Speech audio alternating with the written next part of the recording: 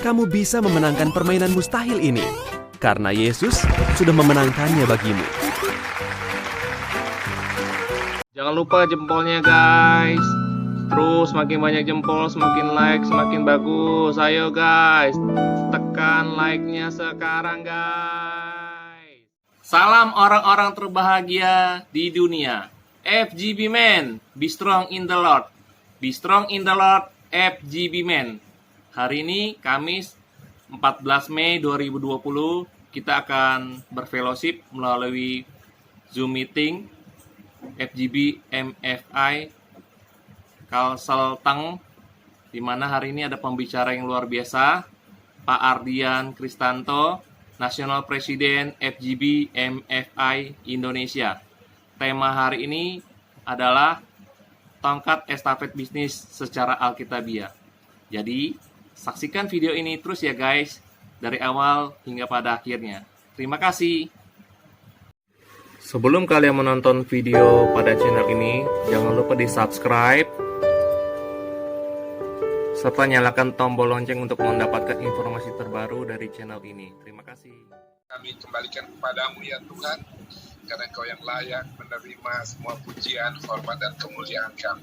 Kalau kami boleh ada sebagaimana hari ini ada, semata-mata karena anugerah-Mu, dan bersyukur untuk keluarga yang Kau berikan, suami, istri, anak-anak, orang tua, keluarga besar kami. Terima kasih untuk penyertaan-Mu ya Tuhan, sehingga banyak dari kami, semua dari kami Tuhan, yang tidak terkena COVID-19. Kami tahu Tuhan, banyak juga di antara kami yang sakit, banyak juga antara kami yang mungkin kehilangan orang-orang akibat dari COVID-19. Malam hari kami berdoa, biar Engkau juga memberikan kekuatan, penghiburan kepada mereka.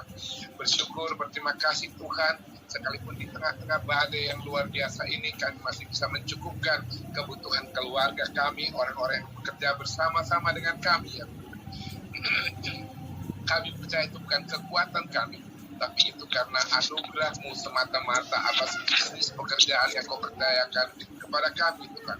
Tuhan, malam hari ini sebentar ketika kami sharing tentang kebenaran firman-Mu Tuhan, biar Engkau yang berbicara, Engkau yang membuka pemikiran setiap kami, biar boleh menjadi rema di dalam kami menjalani pekerjaan yang Kau percayakan kepada kami, bisnis yang Kau percayakan kepada kami, dan biarlah melalui bisnis pekerjaan itu ya Tuhan, bisa memperluas pekerjaan-Mu di bumi ini Tuhan, bisa menolong dan mendevelop orang lain, dan juga lebih daripada itu Tuhan, setiap bisnis dan pekerjaan kita bisa menjadi jawaban Tuhan bagi kepentingan orang lain, bagi kebutuhan orang lain ya Tuhan. Berkati setiap yang hadir malam hari ini, aku berdoa secara khusus Tuhan, Engkau memberikan extra protection-Mu ya Tuhan, untuk seluruh saudara-saudara kami yang ikuti dalam pertemuan ini maupun tidak ya Tuhan. Jauhkan dari mara bahaya, jauhkan dari sakit penyakit, khususnya COVID-19 ini, jauhkan dari hal-hal yang jahat, kecelakaan, bahkan apapun juga. Aku juga berdoa Engkau membukakan tingkap-tingkap surgawi, memberkati setiap usaha dan pekerjaan kami di tengah-tengah kelemahan ekonomi yang luar biasa ini Tuhan. Biar Engkau terus memimpin setiap kami, berikan kami hikmat marifat surgawi, sehingga apa yang belum pernah kami lihat, apa yang belum pernah kami pikirkan, belum pernah timbul di dalam hati kami, Engkau sediakan, karena kami percaya Tuhan, Engkau mempercayakan itu, supaya kami boleh menjadi berkat bagi banyak orang lain. Terpuji nama-Mu ya Tuhan, di dalam nama Tuhan Yesus, semua yang percaya katakan, amin. Amin. Shalom, selamat malam semua. Shalom. Pertama-tama saya berterima kasih kepada Pak Cahyono yang mempercayakan saya untuk bicara dengan pada pertemuan ini. Saya harus memulai dengan satu ayat mengatakan Roma 8 ayat 28, bahwa Allah turut bekerja dalam segala hal untuk mendatangkan kebaikan bagi setiap kita yang mengasihi Dia, setiap kita yang terpanggil sesuai dengan rencananya. Tuhan, di dalam keadaan seperti sekarang ini, saudara. Halo? Yes. Ya. Iya. Silakan, Pak. Saudara, di dalam keadaan seperti sekarang ini, yang paling penting, banyak orang sedang berada di dalam ketakutan, banyak yang berada di dalam kebimbangan, uncertainty, ketidakpastian, bagaimana menghadapi hari-hari ke depan. Takut sakit, takut COVID-19, dan juga takut tentang bagaimana menghidupkan keluarga, menjalankan bisnis, tanpa ada kepastian ke depannya bagaimana. Nah, saudara, sebelum saya memulai itu, saya ingin sampaikan bahwa beberapa minggu yang lalu Pak Cahyono telepon, dan saya sempat tanya, Pak, temanya apa ya? Terus beliau mengatakan, oh Pak, waktu langsung beliau mengatakan ke saya bahwa judulnya Tongkat Estafet Bisnis secara Alkitabiah. Langsung saya membalas ke beliau, waduh Pak, rasanya tuh tema yang susah sekali. Karena pertama susah sekali, kedua kurang tren. Sekarang tren ini orang lagi bicara tentang uncertainty, tentang bagaimana kita berdiri firm di dalam keadaan ekonomi seperti ini, bagaimana kita berdiri kuat di dalam ketika ketakutan itu datang. Tapi saudara, sesudah saya renungan kembali, ternyata Tuhan itu selalu memberikan sesuatu apapun bagi pemimpin kita, dan saya percaya Tuhan itu memberikan hal ini kepada Pak Cahyono, dan sesudah saya doa, saya melihat ada korelasinya antara apa yang terjadi saat ini dan yang dengan tema kita. Nah, saudara, saya ingin sampaikan kepada saudara, mungkin sebagian besar tahu dan sebagian besar juga belum tahu, bahwa saya adalah seorang penderita COVID-19. Semua pada tahu ya? Udah tahu ya? Belum tahu, Pak. Oke. Ada yang nggak tahu ya? Pada tanggal 16 April, Maret, cepat aja, tanggal 16 Maret, anak saya harus ke Singapura, karena 2018, istri saya kena kanker, karena kita tahu keadaan memburuk di Singapura, jadi dia hari itu berangkat dan pulang hari yang sama untuk membeli obat dan vitamin untuk istri saya, karena takutnya Maret kita nggak bisa ke sana untuk cek yang terakhir. Puji Tuhan, istri saya total cure, tidak ada lagi bibit-bibit kanker dalam tubuhnya. Nah, saudara, beberapa hari sesudah dia pulang, badannya mulai panas, gak enak, batuk, lehernya, tenggorokannya demam, temperaturnya naik. Nah, melihat gejala ini, istri saya pindahkan ke rumah anak saya yang tua, jadi di rumah tinggal saya sama anak saya perempuan Janet di rumah. Terus kemudian ke dokter, waktu itu susah sekali dokter di Jakarta, saudara. Rumah sakit semua susah, tidak ada yang berani terima pasien. Tapi kita punya kenalan, akhirnya ketemu dengan dokter, dan apa yang terjadi? Dokter bilang, oh ini infeksi biasa aja, disuruh X-ray aja dulu paru-paru. Ternyata hasilnya oke. Kemudian dikasih obat antibiotik dan obat batuk. Seminggu kemudian, saudara, tidak ada hasilnya. Hasilnya tetap panas, tetap batuk, dan tanggal 31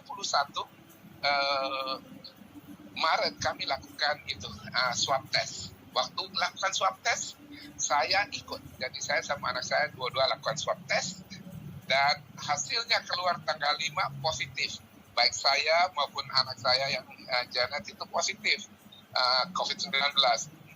Dan akibat dari itu kita tanggal 7 ketemu dokter, dan dokter memutuskan untuk kita harus self-isolation. Karena hasil daripada swab test positif, tapi hasil dari CT scan thorax. Yang paling penting itu CT scan paru-paru. Tidak ada tanda inflamasi, tidak ada tanda tidak ada tanda infection, jadi nggak perlu dirawat di rumah sakit. Kalau ada infection, ada tanda-tanda yang kurang baik di paru-paru, harus masuk rumah sakit karena takut pernafasan nanti susah. Nah, saudara, itu hal yang luar biasa. Saya masih ingat, saya memikirkan diri sendiri, kapan ya kira-kira saya tertular. Saudara, ternyata sejak pertengahan Maret, ketika mulai terjadi wabah ini sampai dengan akhir bulan, bahkan di hari tanggal 31 ketika kita melakukan swab test itu hari yang sama saya masih turun ke lapangan, saudara, bersama-sama dengan teman-teman Full Gospel, bagi sembako ke ojol dan lain-lain. Dan saya mau ingat-ingat kapan ya kira-kira.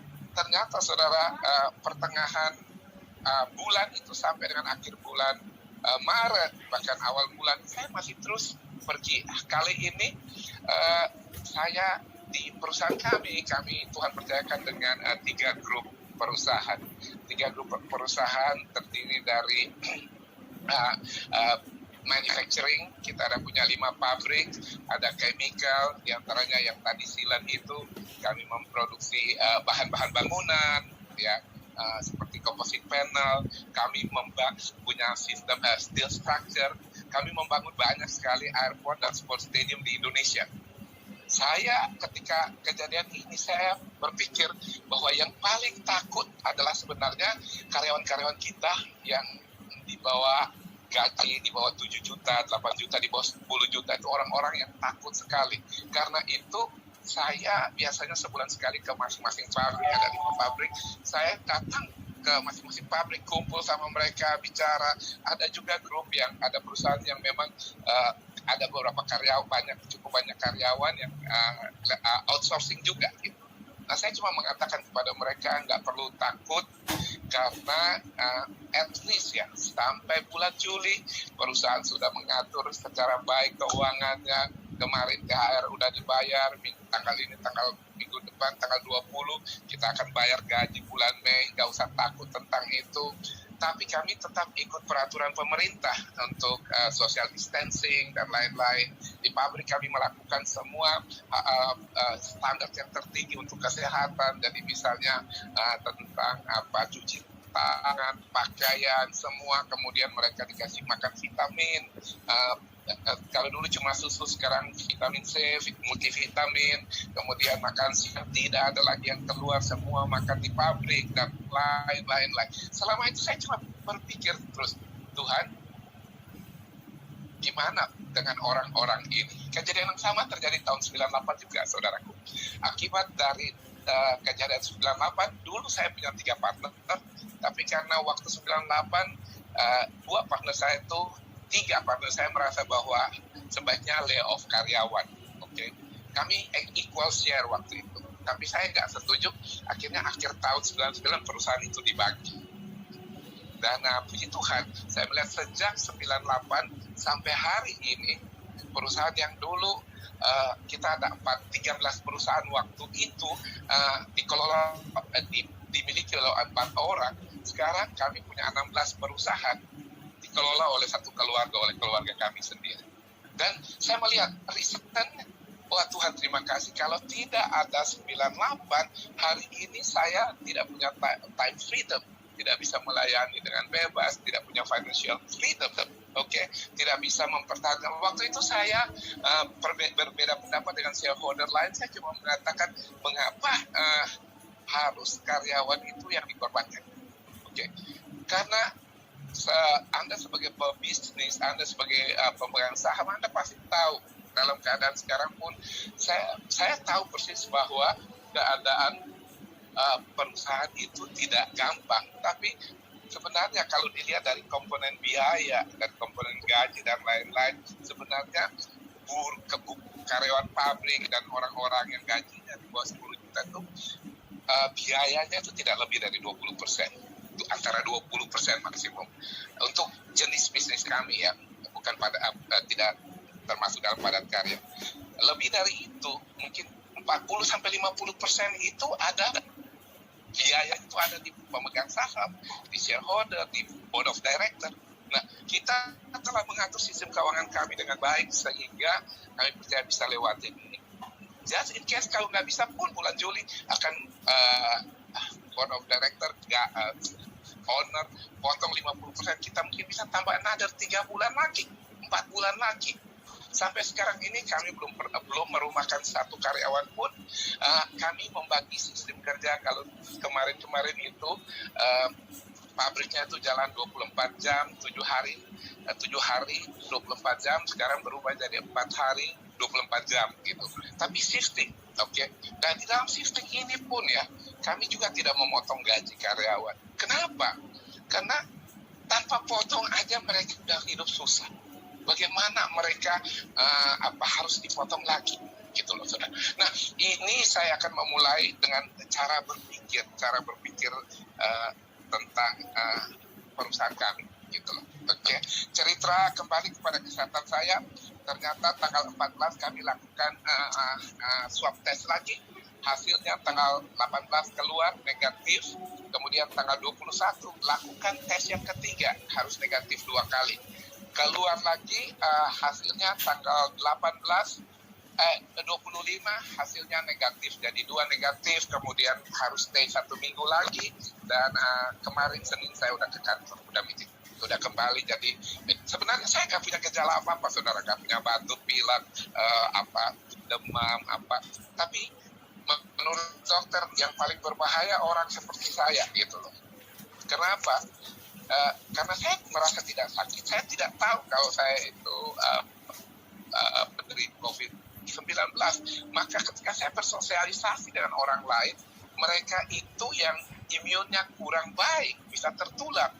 Oke, karena saya carrier. Yang terjadi adalah di Indonesia ini, seperti saya ini, akhir April itu ada 90.000 orang lebih, saudara.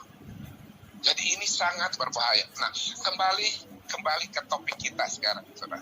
Ya, concern saya selama COVID ini dan kemudian pelemahan ekonomi ini, saya melihat kembali kepada visi, kepada corporate value dari perusahaan ini, gitu.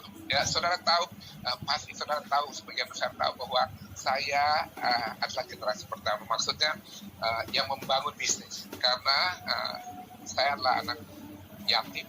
Bapak saya meninggal ketika saya umur 7 tahun. Saya harus jualan makanan untuk hidup. Saya lahir di Papua 64 tahun yang lalu.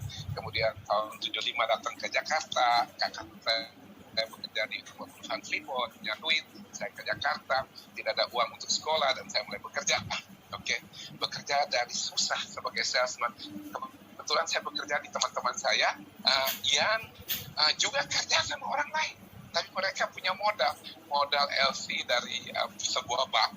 Sehingga mulai dari bisnis itu, mulai dari bisnis pemadam kebakaran namanya Bonpet, berkembang sampai akhirnya tahun kedua, ketiga, sesudah saya menikah, teman-teman keluar dan kami mulai membangun. Sampai pada tahun 1996, perusahaan kami merupakan salah satu perusahaan yang banyak perusahaan yang cukup kuat di Jakarta, punya nama lah di bidang banking equipment, office automation, di bidang building materials, khususnya untuk perbankan, hampir kami paling besar, paling kuat. Nah, kejadian tahun 98 itu mengubah segalanya. Saudara, saya masih ingat tahun 98, saya diangkat jadi chapter presiden untuk Tomang chapter. Tomang chapter presiden itu satu chapter yang sampai sekarang ini masih merupakan chapter yang fenomenal. Karena chapter dari Tomang itu lahirkan ratusan chapter, saudara, bukan saja di Indonesia, tapi juga di Australia, New Zealand, Singapura. Dan di dalam tahun 98 itulah ketika saya jadi presiden chapter, kita itu menghadapi krisis 98 sampai 2000. Dalam keadaan itu saya dipilih, saudara.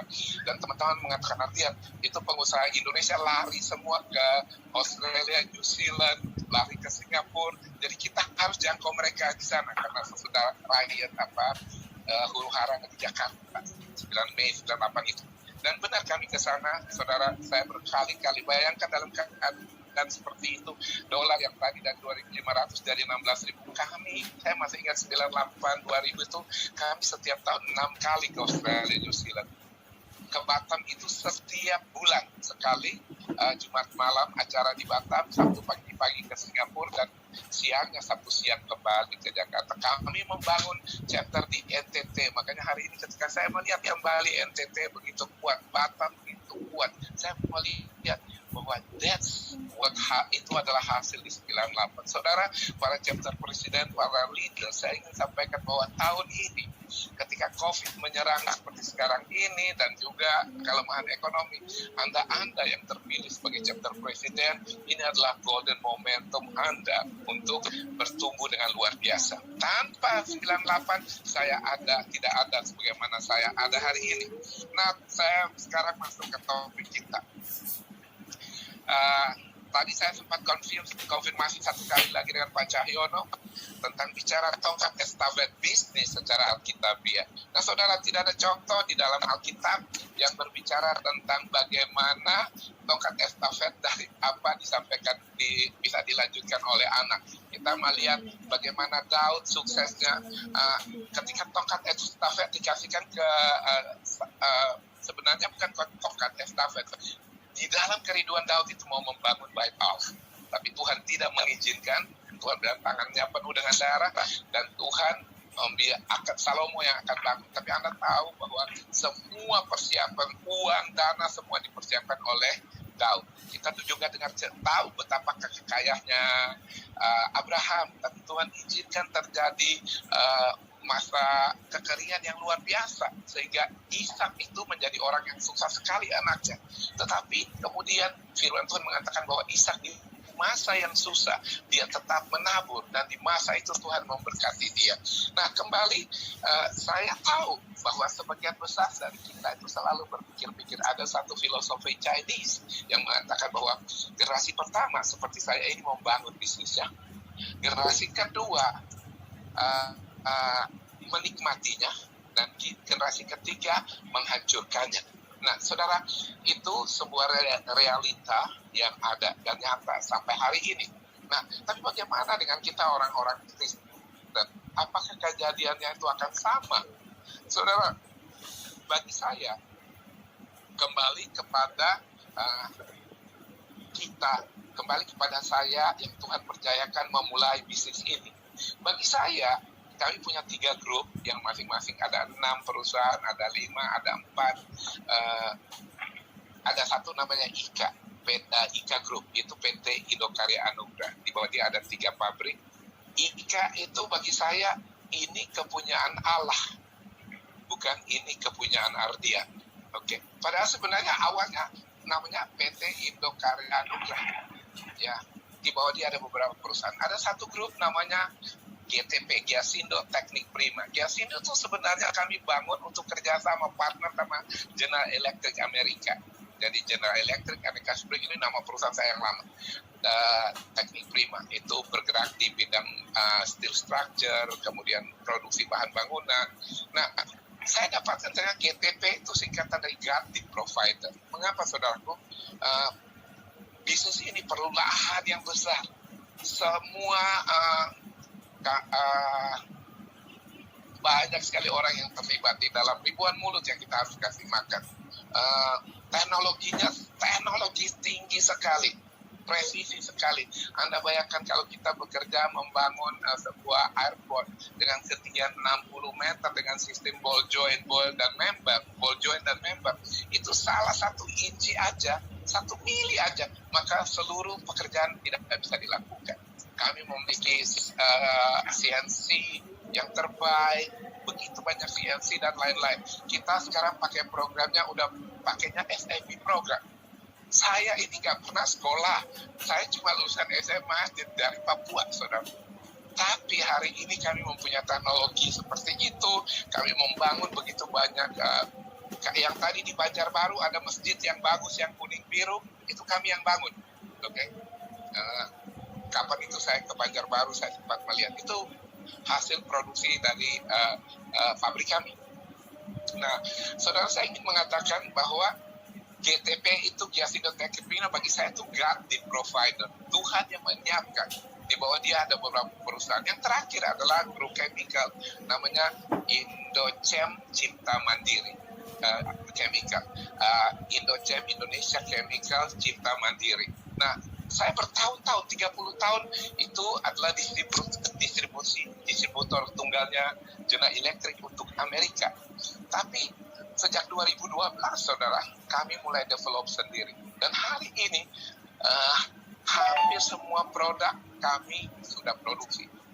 Semua apa yang dipunyai oleh GE kami bisa buat dan dengan kualitas sangat bagus ketika masuk di level dunia. Ketika bicara di SWR, di situ satu-satunya perusahaan Asia yang punya nama itu grup kita. Oke, standar di mana ketika orang menanyakan, misalnya orang bertanya, kualitas produk kamu apa? Orang jawabnya cuma begini, don't ask me, go to SWR. Nah, ketika mereka masuk ke SWR, ada number kita apa, itu sebuah standar yang jauh lebih tinggi daripada standar dunia, standar kayak SNI atau standar Amerika, Eropa, Australia, ini jauh lebih tinggi. Nah, mengapa dan singkatan ICM? Semua orang selalu termasuk anak-anak dan mengatakan, Pak Rian, apa itu nggak bisa, susah sekali. Bekas direksi saya yang akhirnya menjadi CEO dari GE punya perusahaan, dia mengatakan, kok jangan lakukan ini, itu terlalu berisiko sekali. Compound itu kalau gagal ratusan juta harus dibuang. Tapi saya selalu percaya bahwa kalau orang lain bisa, saya juga pasti bisa lah. Oke? Tapi puji Tuhan, sejak produksi pertama 2013 akhir sampai hari ini, there is no one batch yang rusak. So ICM singkatan dari Indo Cem Cipta Mandiri, saya sebut in Christ we can make it. Okay. Nah, dari 3 grup perusahaan ini Anda bisa tahu bahwa ada value Kristen di dalamnya. Oke. Dan the way kami lakukan, nah, saya ingin mengatakan bahwa sebuah perusahaan Kristen hanya harus melihat dari corporate value. Nah, saya bersyukur bahwa corporate value perusahaan kami, grup perusahaan kami tidak dibangun, kami tidak membayar orang, tidak membayar perusahaan besar untuk membuatnya. Enggak, saya sendiri dengan anak saya kita bicara. Nah, corporate value kami itu 3, saudara. Yang pertama, honor God in all we do. Lakukan apa aja, ingat satu hal, lakukannya seperti kepada Tuhan. Di dalam implementasinya harus seperti kepada Tuhan, bukan kepada manusia. Karena itu kami tidak akan melakukan penjualan tanpa pajak, markup price, nyogok, tidak akan, saudara. Makanya banyak proyek-proyek yang besar ketika harus masuk dengan nyogok, berkali-kali main kontraktor kena tangkap. Kami enggak, karena kami tidak mau makan. You mau beli, kita jual harga segini. Kalau you nggak mau, tunjuk mana perusahaan yang bisa beli. Kita jual ke sana, nanti dia yang mau makan, silakan aja. Oke? Jadi yang pertama, honor God in all we do. Lakukan segala sesuatu untuk Tuhan. Yang kedua, to help and develop people. Untuk menolong orang, karyawan kita, leaders kita, dan mengembangkan mereka. Makanya di perusahaan kami itu hampir tidak ada orang-orang dari luar, saudara. Ada orang yang kerja dengan saya 30 tahun, kakeknya tukang las, anaknya jadi operator mesin besar, sekarang cucunya jadi arsitek di kantor. Banyak orang kerja 20 di atas, rata-rata di atas 20 tahun. Sopir saya di rumah 2, udah 25 dan 28 tahun. Mereka bekerja. Dan jadi poin yang kedua adalah adalah help and develop people. Ini penting sekali. Sekecil apapun bisnis Anda punya toko pun harus benar-benar memiliki hal ini. Yang ketiga adalah apa yang harus kita lakukan. Perusahaan kita pursue excellence. Selalu menuntut supaya bisa menghasilkan produk-produk yang baik, kualitas pekerjaan yang baik. Hari ini semua bisnis bicara tentang service, tentang pelayanan. Jadi bicara tentang God, people, dan service. Contoh paling gampang, oke? Bagi saya gini, hari ini simple, semua orang tahu. Dari level yang kecil setiap tahun ketika kami lakukan kick-off meeting, ini corporate value selalu menjadi bagian yang pertama. Sesudah nyanyi Indonesia Raya, sesudah doa, kita akan bicara tentang Cuma ingatkan, mulai dari orang yang paling tinggi sampai kepada orang yang ini, karyawan baru masuk di train juga sama. Ingatkan 3 corporate value ini. Honor God in all we do, help and develop people, dan pursue excellence. Hari ini saudaraku, filosofi saya sama aja dari dulu. Harus nomor 1 atau nomor 2. Kalau nomor 3 kita akan tutup perusahaannya, kita akan give up. Karena hanya nomor 1, nomor 2 yang bisa survive. Bagaimana kita bisa jadi nomor 1, nomor 2? Cuma 3 poin. Oke? Nomor 1, service kamu harus bagus, harga kamu harus kompetitif, dan kualitas kita harus yang baik.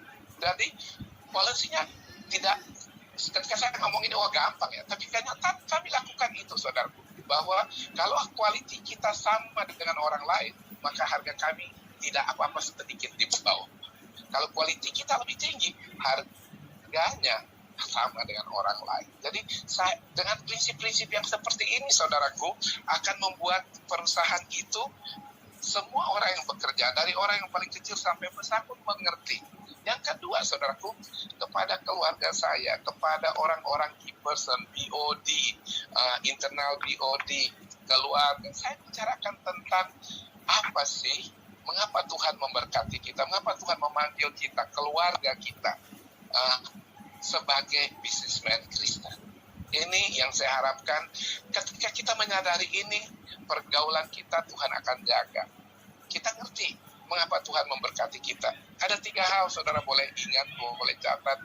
Yang pertama, tujuan Tuhan memberkati kita bukan supaya kita menjadi lebih hebat, menjadi lebih kaya, menjadi lebih, enggak lah saudara.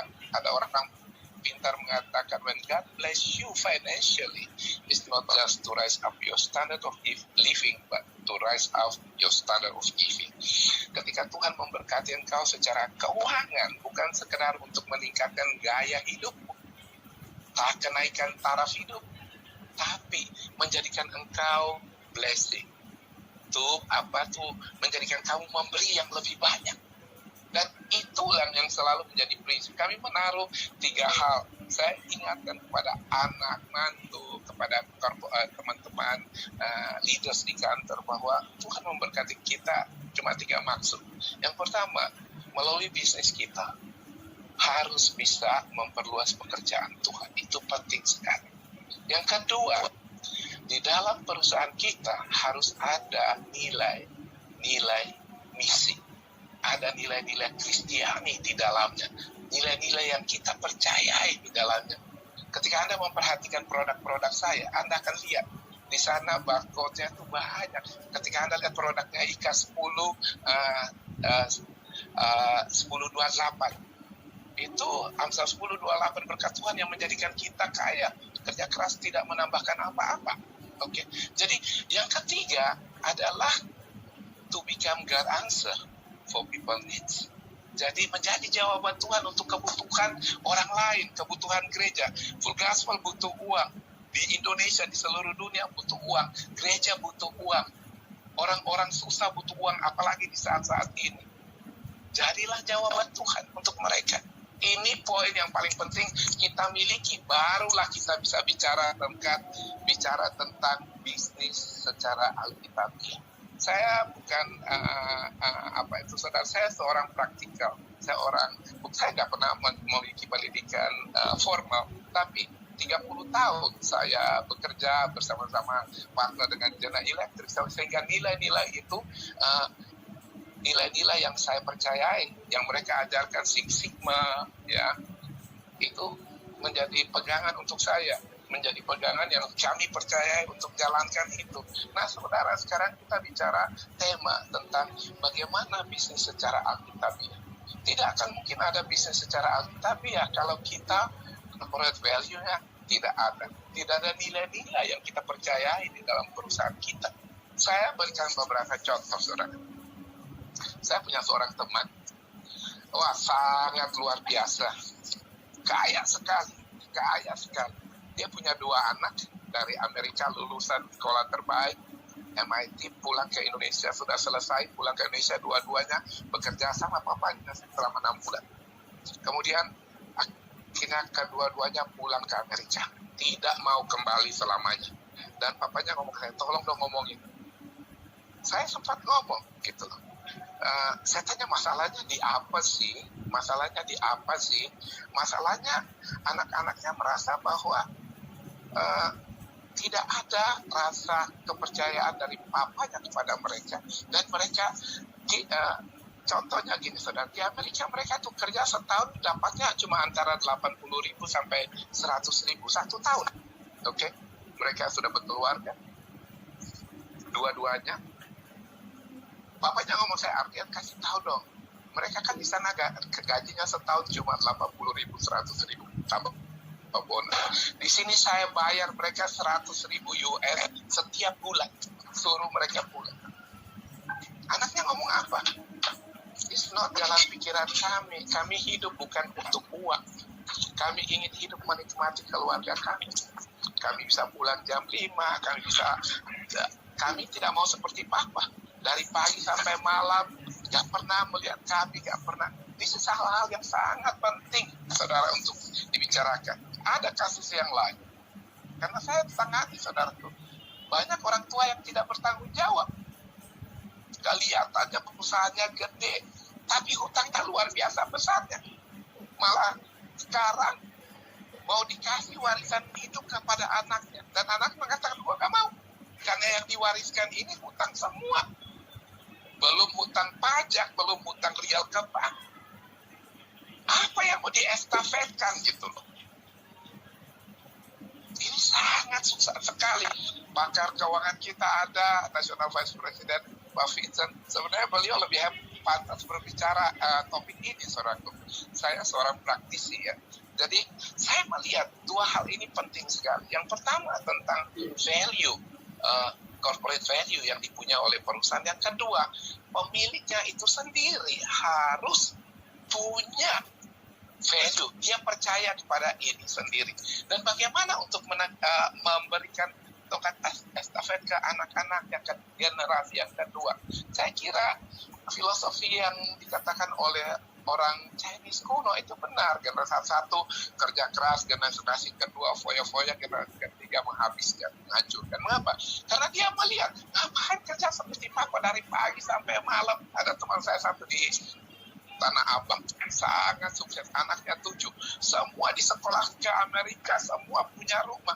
Tapi dia ke Singapura itu bisa hitung cuma 2 jari aja, kurang dari 10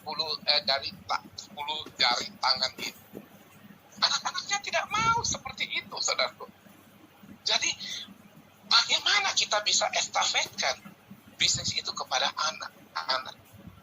Susah, saudaraku. Saya punya 3 anak. Dan untuk membawa mereka mengerti ini kadang-kadang tidak gampang, saudara. Anak perempuan saya yang tua, yang pertama, sebelum itu saudara, saya ambil satu firman Tuhan, bisa ditayangkan Pak Yanto, yang tentang Amsal 22 ayat 6. Oke. Amsal 22 ayat 6. Saya nggak merasa bahwa estafet bisnis itu dengan gampang bisa kita sampaikan. Tapi jauh lebih penting sebenarnya, firman Tuhan mengatakan gini, didiklah anak orang muda menurut jalan yang patut baginya, maka pada masa tuanya ia tidak akan menyimpang daripada jalan itu. Didiklah orang muda menurut jalan yang patut baginya, maka pada masa tuanya ia tidak akan menyimpang daripada jalan itu. Kita kembali kepada topik pembicaraan. Jadi begini saudara, menurut saya ya, apakah belum tentu anak-anak kita itu semua punya passion yang sama dengan kita.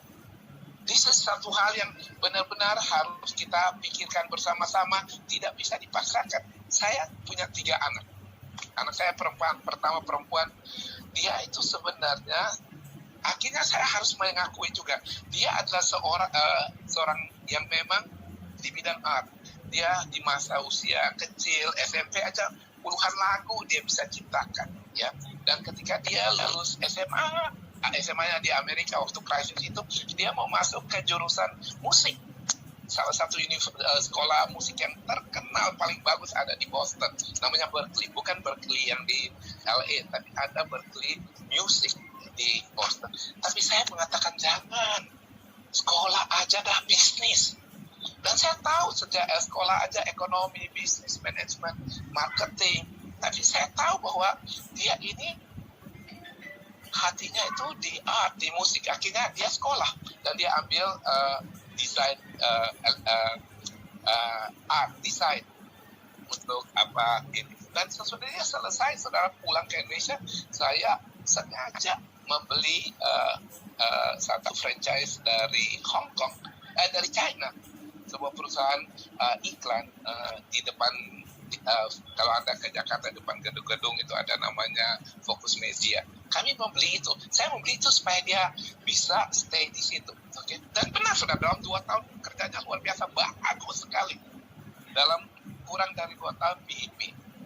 Tuhan memberkati saya dengan suaminya. Suaminya seorang berpendidikan bagus dan bidangnya memang di chemical. Itu yang sekarang bisnis chemical itu. Nah, anak saya 2 Ken, dia ambil bidang bisnis. Ini ada suara. Ya, emut. Lanjut Pak. Oke. Sudah saya mut. Jadi anak saya yang kedua memang bidangnya marketing, tapi untuk membangun anak itu bukan sesudah dia dewasa. Saya masih ingat Ken, bagaimana saya mengajar dia sejak kecil, saudaraku. Sejak kecil. Makanya banyak orang bilang, kok Kenneth bisa member Full Gospel sejak usia 14 tahun? Yes, benar, dia usia 14 tahun. Udah jadi member Full Gospel. Joinnya di mana? Joinnya di golf chapter, saudaraku. Karena saya nggak punya pendidikan yang baik, maka saya belajar golf. Saya pemain golf England handicap baik. Jadi anak saya itu saya paksa dia untuk main golf. Karena saya tahu dengan golf you bisa ketemu dengan bankers, dengan gubernur, dengan menteri, dengan orang-orang hebat semua, dengan bisnismen di dunia juga. Karena banyak KJ punya bos-bos, semua bermain golf. Nah, dia bergabung. Dia di masa kecilnya dia nggak suka golf. Dia selalu bertentangan dengan saya. Dia lebih suka sepak bola. Dan saya harus suruh partner saya, orang Korea, convince dia tentang betapa pentingnya golf. Tapi saya juga nggak kasih dia duit, saudara. Saya hanya kasih dia duit jajan kalau dia main golf, driving, golf, dan sebagainya. Dan akhirnya mau nggak mau dia harus golf. Dan sekarang sesudah dia kerja bersama-sama, dia udah mulai tahu, wah dia, kalau Anda baca di kesaksian di Voice yang dia sampaikan, bahwa ternyata waktu itu Papa mengajar dengan cara yang berbeda. Saya nggak kasih dia beli tidak seperti yang lain. Waktu dia kuliah teman-temannya pakai mobil mewah, enggak. Saya suruh dia pakai mobil bekas aja. Karena mengajar anak-anak itu penting. Waktu dia liburan di Amerika sekolah, pulang ke Indonesia, kerja di pabrik. Bantu sesudah selesai kerja, setelah kuliah masternya, sesudah selesai undergrad-nya 2, dia ambil marketing dan logistik. Kerja di Walt Disney, saudaraku. Itu kerja keras. Sesudah dia master ambil masternya di Eropa.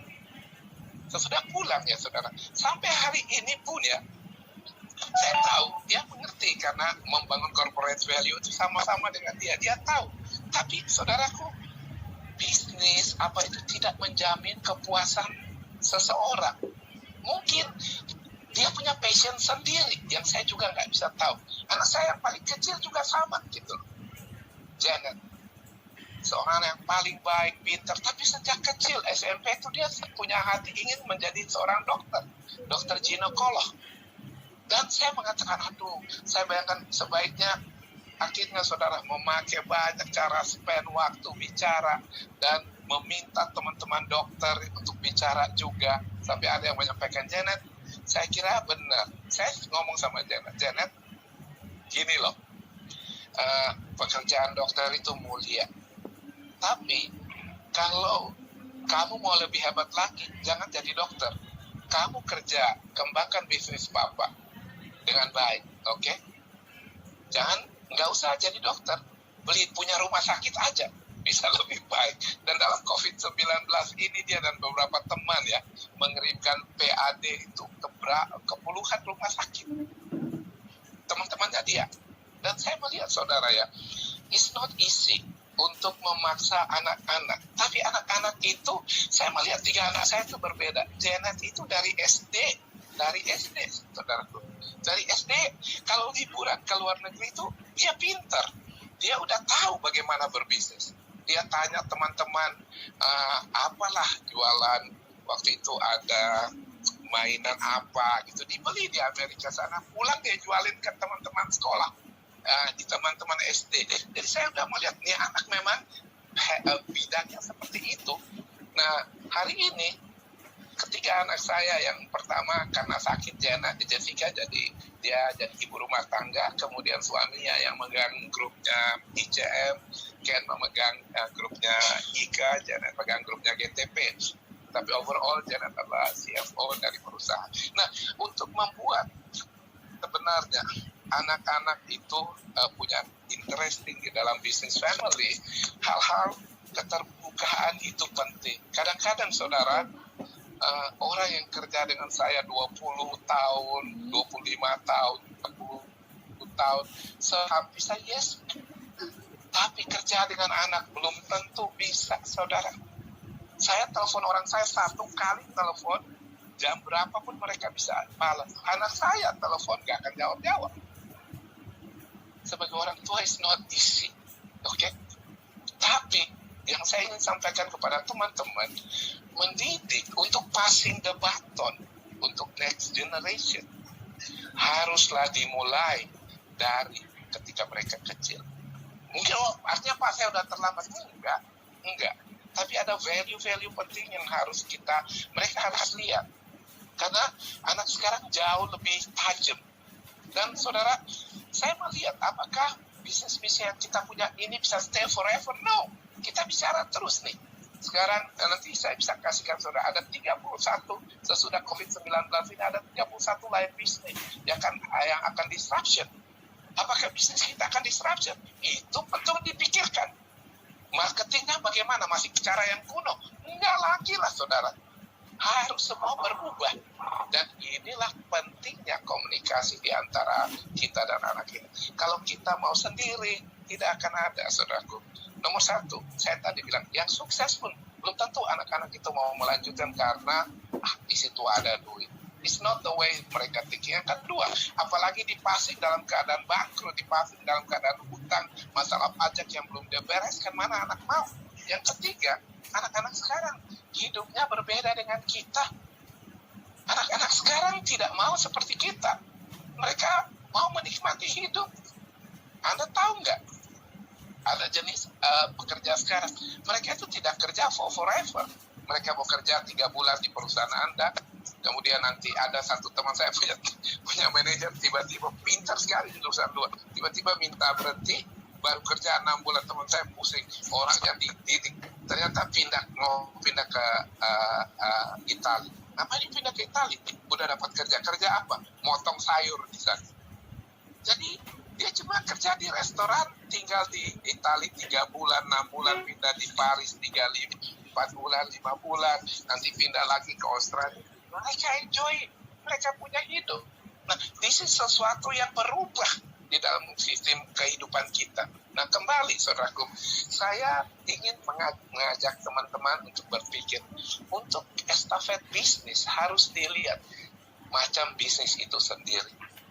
Kalau bisnis itu udah mulai sunset, bagaimana mungkin kita memberikan sesuatu yang sudah sunset kepada anak-anak kita? Apalagi mereka memiliki pendidikan yang baik, mereka tidak akan mau.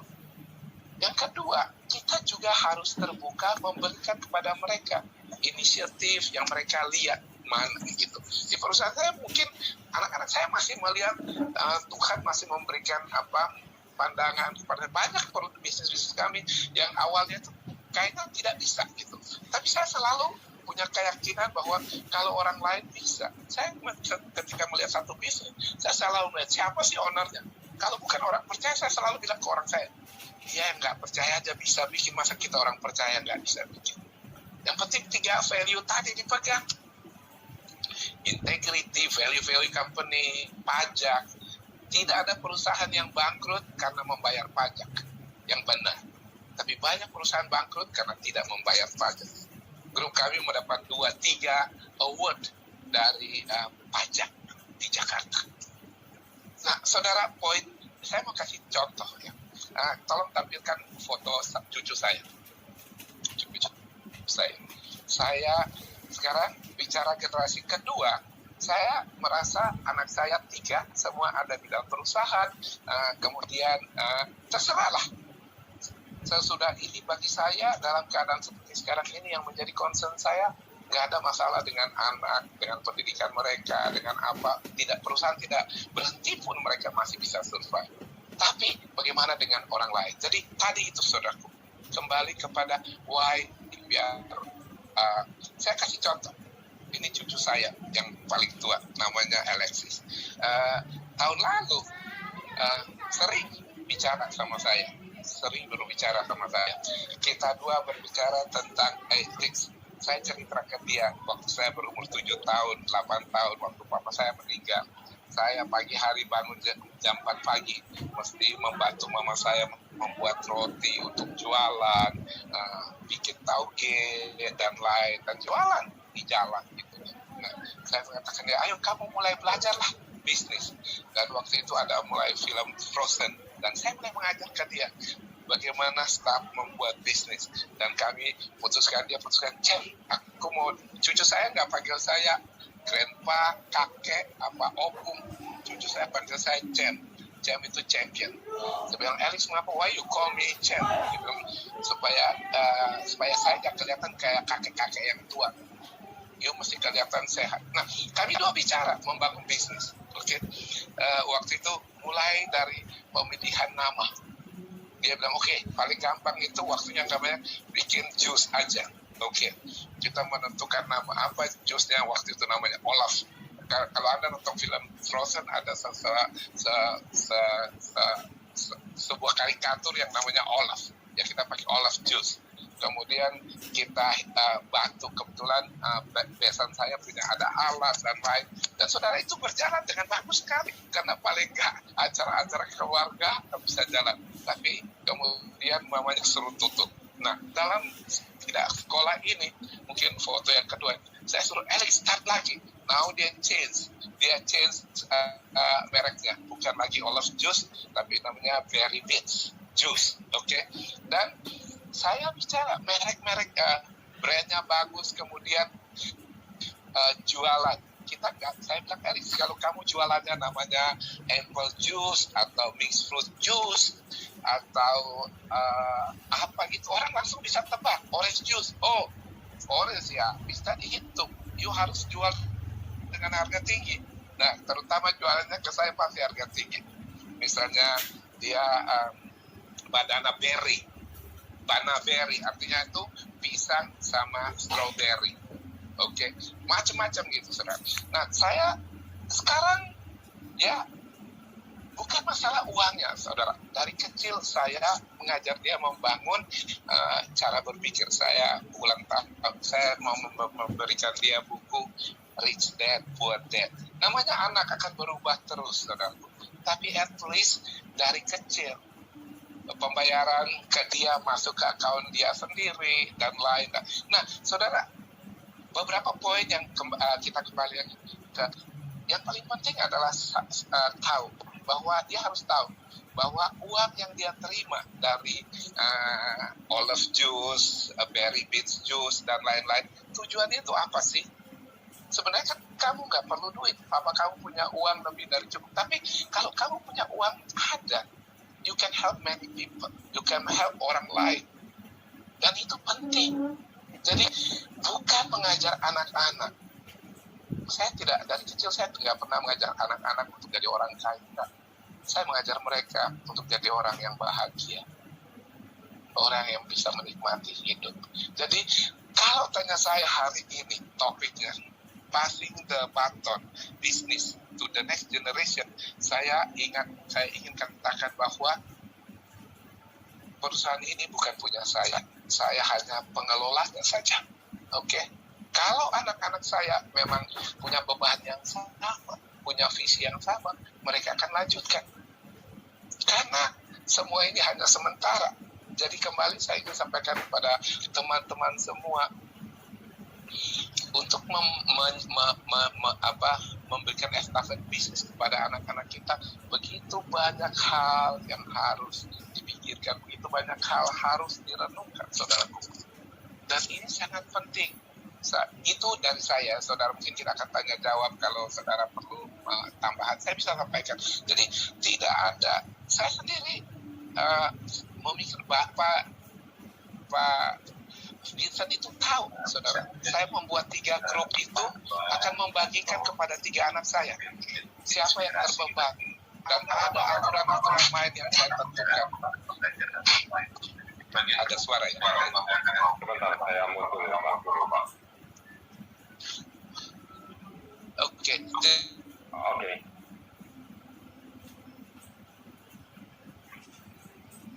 Masing-masing apa enggak. Tapi poinnya adalah saya menentukan sekarang ini dari seluruh 3 perusahaan ini grup kok double ya. Bentar, Pak. Saya lagi di meeting. Biar semuanya.